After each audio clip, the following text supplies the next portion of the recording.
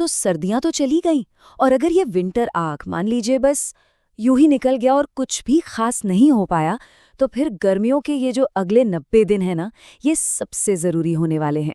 असल में यही 90 दिन तय करेंगे कि इस साल कुछ बड़ा होगा या ये साल भी पिछले सालों की तरह बस अफसोस में निकल जाएगा। तो सवाल ये है कि इन गर्मियों को कैसे देखा जाए? क्या ये सिर्फ एक ब्रेक है, आराम करने और सब कुछ भूल जाने का समय, या फिर ये वो मौका है जब अपनी जिंदगी की सबसे बड़ी तैयारी की जा सकती है? देखिए, ये एक चुनाव का मौसम है, और वो चुनाव क्या होगा? चलिए इसको एक कहानी से समझते हैं। रोहन की कहानी। उसके एग्जाम अभी अभी खत्म हुए थे। मतलब बाहर से तो सब ठीक लग रहा था, लेकिन अंदर अंदर एक बेचैनी थी। रिजल्ट की चिंता, भविष्य का डर, और सबसे बढ़कर वो एक सवाल जो खुद से पूछा जा रहा था, मैं आखिर कर क्या रहा हूं?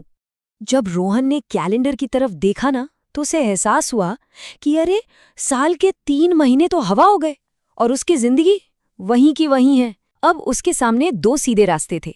या तो वो भी दोस्तों के साथ पार्टियों में खो जाए, या फिर इस खाली समय को अपनी सबसे बड़ी ताकत बना ले। और बस यहीं से रोहन की सोच में एक बहुत बड़ा बदलाव आया। उसे ना प्रकृति का एक नियम याद आया, एक ऐसा नियम जो उसकी सारी उलझन का जवाब था। इसे कहते हैं द बेयर प्रिंसिपल। अच्छा, एक बात सोचिए, अगर एक भालू और एक शेर के बीच लड़ाई हो जाए तो कौन जीतेगा? ज्यादातर लोग तो यही सोचेंगे कि भाई शेर ही जीतेगा, लेकिन पता है, असल में जीत भालू की होती है। और इसकी वजह है तैयारी। भालू पूरी गर्मियां सिर्फ जिंदा नहीं रहता, वो आने वाले तूफान के लिए खुद को तैयार करता है। वो ज्यादा खाता है, अपनी ताकत बढ़ाता है, क्योंकि उसे पता है कि सर्दियां मुश्किल होने वाली हैं। लेकिन हम इंसान, हम अक्सर सबसे आरामदायक मौसम में ही सबसे ज्यादा लापरवाह हो जाते हैं। रोहन को ये बात शीशे की तरह साफ हो गई कि अगर ये गर्मियां भी यूं ही निकल गईं, तो साल के अंत में उसके हाथ में सिर्फ और सिर्फ अफसोस होगा। और उसी पल उसने फैसला कर लिया, ये गर्मी की छुट्टियां नहीं होंगी, ये उसका तैयारी का मौसम होगा। इस एक फैसले ने सब कुछ बदल दिया। रोहन ने अपना समर आर्क शुरू किया। मतलब अगले 90 दिनों के लिए उसने अपनी जिंदगी को जैसे एक मिशन पर लगा दिया। और इस मिशन को पूरा करने के लिए उसने 5 गोल्डन स्टेप्स बनाए।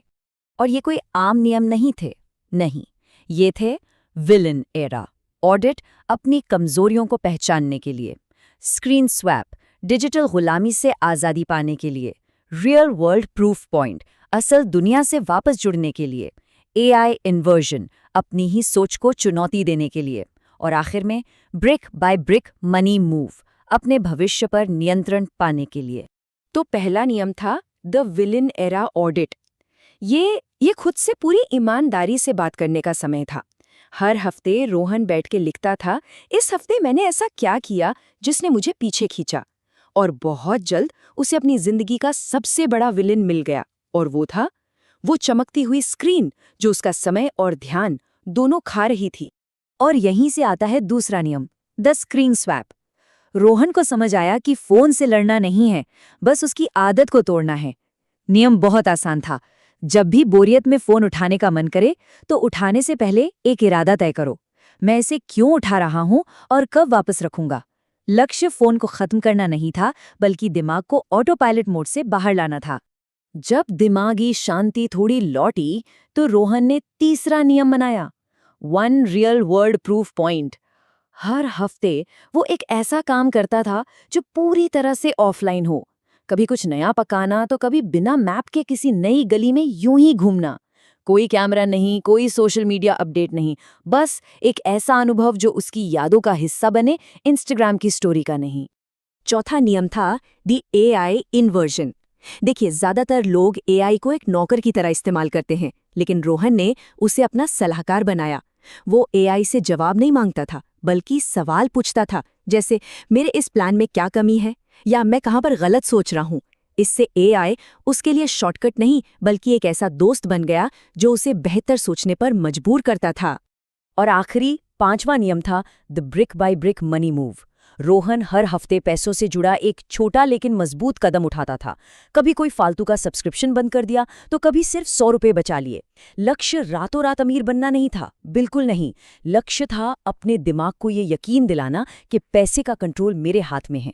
और इस तरह दिन हफ्तों में और हफ्ते महीनों में बदलने लगे। रोहन हर दिन बस इन छोटे छोटे नियमों को दोहराता रहा। ये कोई जादुई बदलाव नहीं था, ये हर दिन की लगातार कोशिशों का नतीजा था, जो धीरे धीरे एक बहुत बड़ी लहर बन रही थी। पहले दिन वो एक उलझी हुई पहेली की तरह था, निराश और दिशाहीन। 45वें दिन तक उसकी जिंदगी में एक लय आ चुकी थी, और 90वें दिन उसने आईने में एक नए इंसान को देखा। ये पूरी यात्रा छोटी छोटी जीतों से बनी थी, जिसने मिलकर एक बड़ी कहानी लिख दी थी। जब रोहन ने पीछे मुड़कर देखा तो उसे एहसास हुआ कि 90 दिन पहले का रोहन तो जैसे कोई अजनबी था।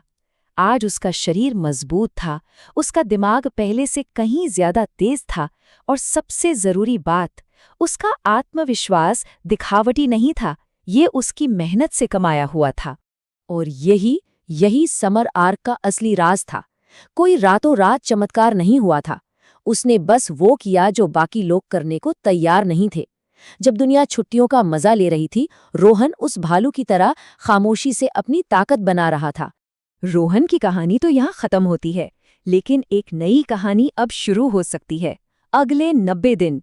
ये सिर्फ कैलेंडर के पन्ने नहीं हैं, नहीं, ये एक खुला मैदान है जिसे या तो खाली छोड़ा जा सकता है या इस पर अपनी जिंदगी की सबसे मजबूत नींव रखी जा सकती है। तो अब आखिरी सवाल, ये अगले 90 दिन दुनिया को क्या साबित करेंगे?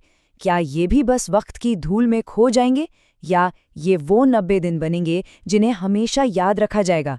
चुनाव करना है, और समय अब शुरू होता है।